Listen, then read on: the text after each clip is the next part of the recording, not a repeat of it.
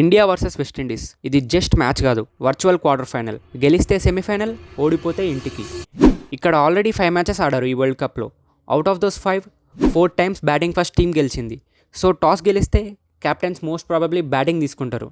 T20 world కప్స్లో India versus West Indies head to head చూసుకుంటే 1-3 ఉంది. సో ఇక్కడ వెస్టిండీస్ది క్లియర్గా డామినెన్స్ కనిపిస్తుంది. బట్ ఇంకో ఇంట్రెస్టింగ్ ఫ్యాక్ట్ ఏంటి అంటే ఈడెన్ గార్డెన్స్లో India has never lost a match against West Indies. So ఇదొక ఇంట్రెస్టింగ్ మ్యాచ్ అవ్వబోతుంది. రెండు టీమ్స్లో కూడా ఆల్రెడీ పవర్ఫుల్ హిట్టర్స్ ఉన్నారు.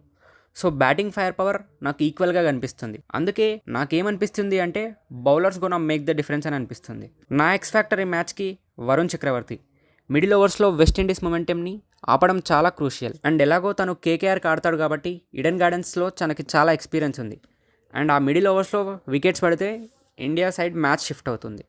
నాకు పర్సనల్గా అనిపిస్తుంది ఇండియా బౌలింగ్ స్లైట్లీ స్ట్రాంగర్ ఉంది కాబట్టి మోస్ట్ ప్రాబబ్లీ ఇండియానే గెలుస్తుంది. సో మీరేమనుకుంటున్నారు? ఇండియానా వెస్టిండీసా? కామెంట్స్లో చెప్పండి.